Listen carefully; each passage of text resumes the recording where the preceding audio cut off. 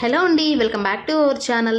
గోధుమ పిండి పెరుగుతో బెస్ట్ కాంబినేషన్లో మనం ఈవినింగ్ స్నాక్ అయితే చాలా మంచిగా అయితే ప్రిపేర్ చేసేసుకోవచ్చు. ఇది చేయడానికి చాలా టైం కూడా ఏం పట్టదు అండ్ చూడడానికి ఇట్లాగా ఫ్లవర్ షేప్లో ఉంటాయి కాబట్టి పిల్లలు కూడా ఇష్టపడైతే తింటారనమాట. సో వీడియో ఎక్కడా కూడా స్కిప్ చేయకుండా అయితే చూడండి. ప్రాసెస్లోకి అయితే వెళ్ళిపోదాము. ముందుగా ఇలాంటి వెడల్పాటి గిన్నె ఒకటి తీసుకుని నేను చూపిస్తున్న ఈ కప్ సైజులో 2 కప్స్ ఆఫ్ గోధుమ పిండి అయితే వేసుకున్నాను. 2 కప్స్ ఆఫ్ గోధుమ పిండికి హాఫ్ కప్ షుగర్ పౌడర్ అయితే యాడ్ చేసుకుంటే కరెక్ట్గా మనకు స్వీట్ అయితే సరిపోతుందన్నమాట. ఇన్ కేస్ మీ దగ్గర షుగర్ పౌడర్ లేదు అనుకుంటే నార్మల్ షుగర్ ఉంటుంది కదా, సో ఆ షుగర్ని మిక్సీ పట్టు అయితే వేసేసుకోండి. ఈ షుగర్ పౌడర్ ప్లేస్లో మీరు బెల్లం పౌడర్ కూడా యూస్ చేసుకోవచ్చు, మీ చాయిస్ అది. సో టేస్ట్కి తగ్గట్టు కొంచెం ఒక చిటికెడు సాల్ట్ అనమాట. ఈ ఫ్లేవర్స్ అన్నీ కూడా అడ్జస్ట్ అవడానికి ఒక చిటికెడు సాల్ట్ అయితే యాడ్ చేసుకోండి. ఆ మూడు కలిసే విధంగా కలుపుకొని ఒక అరకప్పు పెరుగు కూడా యాడ్ చేసేసుకొని పెరుగును కూడా మొత్తం ఇట్లాగైతే పిండిలో మిక్స్ అయ్యేటట్టు కలుపుకోవాలి.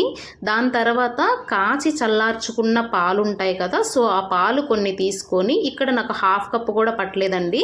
సో పిండికి తగ్గట్టు మనకు పిండి చపాతీ పిండి లాగా ఇట్లాగా తయారు చేసుకునేంత వరకు కూడా మనం పాలని కొంచెం కొంచెంగా వేసుకుంటూ పిండి మొత్తాన్ని కూడా ఇలాగ చపాతీ పిండి లాగా అయితే కలుపుకో. పిండి కన్సిస్టెన్సీ నేను చూపిస్తున్న విధంగా ఉండాలి. మరీ మెత్తగా ఉండకూడదు, అలా అని మరీ గట్టిగా కూడా ఉండకూడదు అనమాట.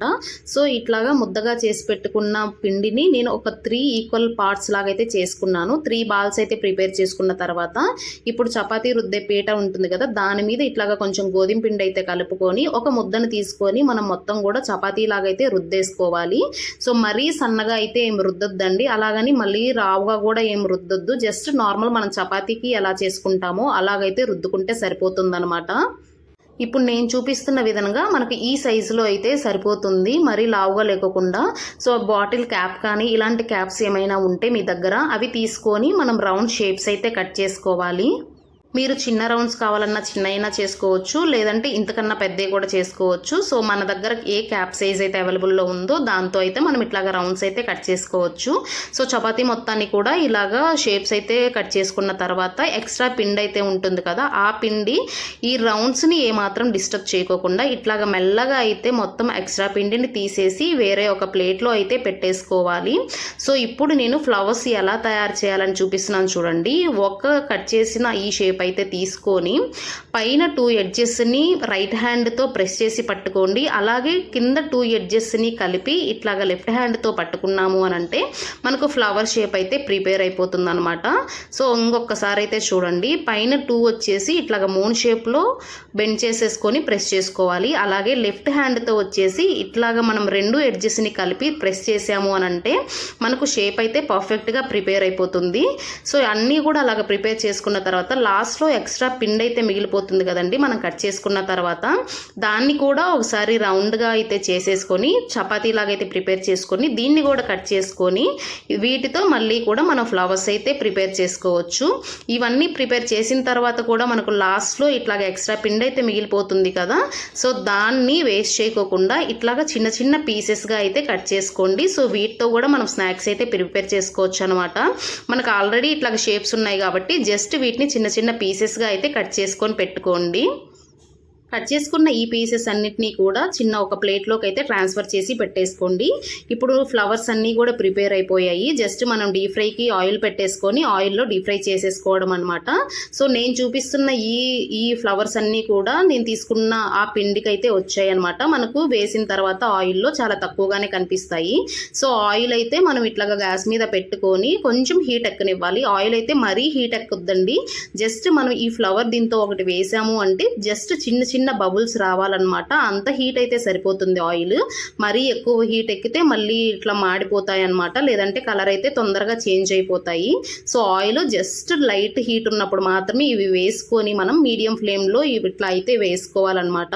సో ఆయిల్లో వేయంగానే మంచిగా మనకు షేప్స్ అయితే చూడండి కొంచెం ఎక్స్పాండ్ అయినట్టు అయితే కనిపిస్తుంది అనమాట.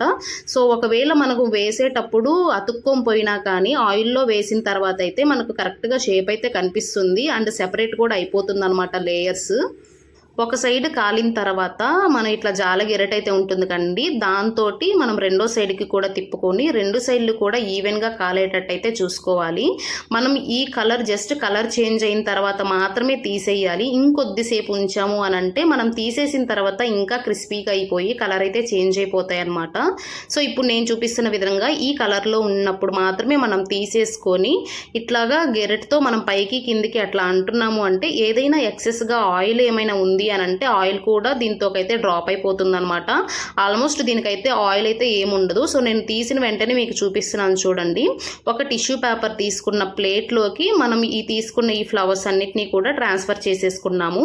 ఇన్ కేస్ ఏదైనా ఆయిల్ ఉంది అని అంటే కూడా ఈ పేపర్కి అయితే అంటుకొని పోతుంది అనమాట. సో చూసారు కదా ఫ్లవర్స్ ఎంత చక్కగా వచ్చాయో. సో నెక్స్ట్ బ్యాచ్ కూడా సేమ్ అదే విధంగా మంటను మీడియం ఫ్లేమ్లో పెట్టుకొని అన్నీ కూడా అట్లాగే వేసుకొని కాల్చుకున్న తర్వాత ఈ పేపర్లోకి అయితే ట్రాన్స్ఫర్ చేసి అయితే పెట్టేసుకున్నాను.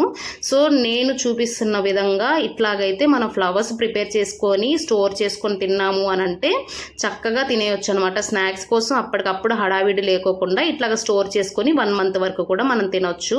సో మిగిలిపోయిన ఆ ఎక్స్ట్రా కటింగ్ పీసెస్ అయితే ఉన్నాయి కదా, అవి కూడా ఇట్లా ఆయిల్లో వేసేసుకొని మనం క్రిస్పీ స్నాక్స్గా అయితే ప్రిపేర్ చేసుకొని తినొచ్చు. సో ఇలా కూడా మనం అయితే గోధుమ పిండితో చాలా రకాల స్నాక్స్ అయితే ప్రిపేర్ చేయొచ్చండి. ఇంకా ముందుగా మన ఛానల్లో అన్నీ కూడా పోస్ట్ చేస్తాను, ఖచ్చితంగా మిస్ చేయకోకుండా అయితే చూడండి. బయట షాప్స్లో కొనే పని లేకోకుండా మన ఇంట్లో దొరికే ఐటమ్స్తోనే మనం ఇట్లాగా డిఫరెంట్గా స్నాక్స్ అయితే ప్రిపేర్ చేయొచ్చు. సో ఒకసారి మీరు కూడా ఇలాగైతే ట్రై చేయండి, కొత్తగా ఉంటుంది అండ్ పిల్లలు కూడా చాలా ఇంట్రెస్టింగ్గా చూసి తింటారనమాట. ఇలా తీసి పెట్టుకున్న ఫ్లవర్స్ అన్నిటినీ కూడా వెంటనే బాక్స్లో పెట్టేసుకొని స్టోర్ చేసుకోకుండా ఒక 5 minutes అయితే వదిలేసి మొత్తం కూడా ఒకసారి చల్లారిన తర్వాత ఏదైనా స్టోరేజ్ కంటైనర్లో పెట్టుకొని మనం మూత పెట్టుకొని ఈజీగా 1 month వరకు అయితే మనం తినొచ్చు. సో చాలా క్రిస్పీగా ఉంటాయి అండ్ ఈవినింగ్ స్నాక్స్కి బెస్ట్ అనమాట ఇవైతే. వీడియో నచ్చితే లైక్ చేసి షేర్ చేసి కామెంట్ చేయండి. అలాగే నిన్న వీడియోలో నేను పల్లీ లడ్డు అయితే పెట్టాను, ఎవరైనా చూడకపోతే ఖచ్చితంగా చూడండి మన ఛానల్లో.